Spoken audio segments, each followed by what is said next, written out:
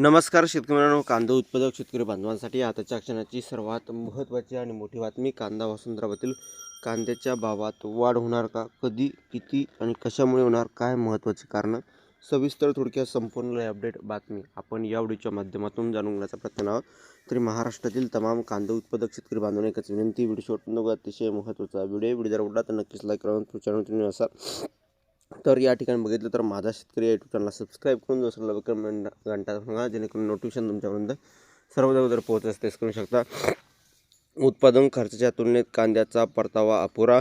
कांद्यासाठी प्रसिद्ध असलेले लासलगाव कृषी उत्पन्न बाजार समितीच्या आवारात सकाळपासून कांदा लिलावासाठी ट्रॅक्टरच्या रांगा लागतात. व्यापारी जेव्हा बोली लावतात तेव्हा दराचा आकडा पुकारला जातो. दर एकूण शेतकऱ्यांचा चेहरा पडतो, कारण कांद्याच्या सरासरी प्रति क्विंटल 500 ते 1200 रुपये भाव सांगितला जातो. कष्ट करून कांदा विक्रीसाठी आणणाऱ्या शेतकऱ्यांच्या चेहऱ्यावर तेव्हा उमटतात केवळ वेदना.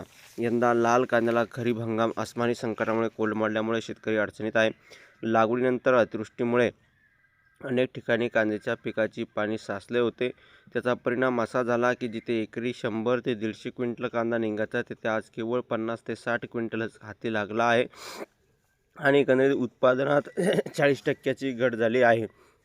बिघ्यात 2 ट्रॉली कांदे निघायचे, पण यंदा ट्रॉलीवर सुद्धा कांदा माल निघायला नाही. कमीत कमी एकंदरीतच या ठिकाणी 2000 रुपये शेतकऱ्यांच्या हातात पडले पाहिजे, अशी हताश प्रतिक्रिया वाकी तालुका चांदोड येथील शेतकरी चांगदेव गोराडे यांनी दिली आहे.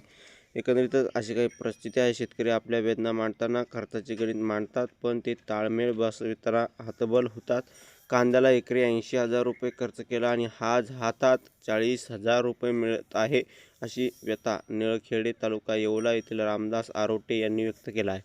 धन्यवाद. जास्तीत जास्त व्हिडिओ नक्की शेअर करा. आणि एकंदरीत हा प्रश्न आज प्रत्येक शेतकऱ्यांच्या डोळ्यात ओलावा निर्माण करत आहे. अशी परिस्थिती सध्या शेतकऱ्यांची चालू आहे. शेतकरी म्हणतात सरकारने किमान 1000 रुपये प्रति क्विंटल सानुग्रह अनुदान द्यावे.